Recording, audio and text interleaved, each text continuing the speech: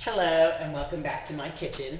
I'm still sans tripod and I have no intern, but I didn't want to wait to talk a little bit about stretching.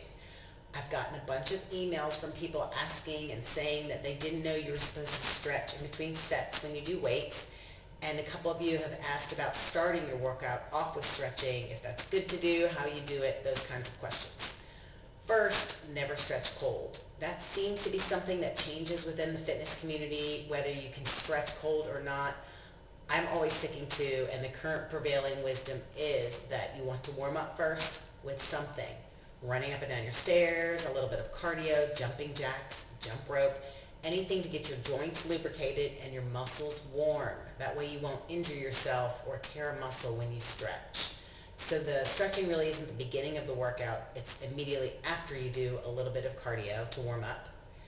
And it is very important to stretch in between sets of the weights that you're doing. It forces you to take, which is why I tend to do it, a rest period and won't let you rush into the next set. And your muscles really need both that rest period to recover and be ready to perform on the next set.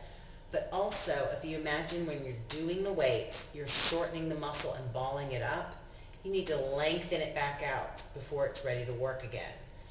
And 99% of the time, the stretches are the reverse of what you did to work the muscle.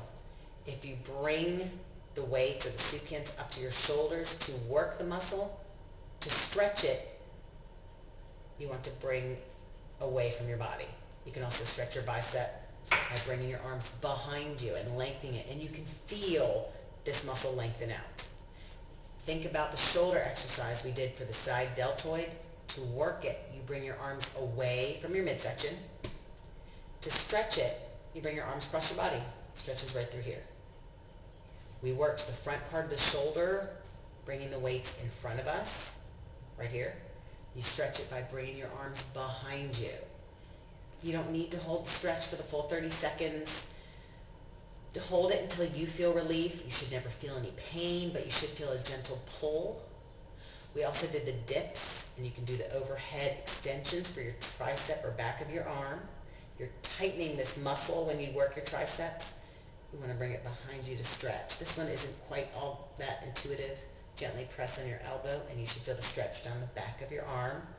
When I did the lunges, we did the quad stretch, the front of your legs, and the glute stretch for your rear. And we've all seen the cat stretch, where you're on all fours and you inhale and arch your back. And that's a good one to do if, as some of you have mentioned, you're doing pull-ups or working to do pull-ups, because those things are hard. But that's what you want to do in between your sets, to lengthen the muscle back out, get it ready for the upcoming set.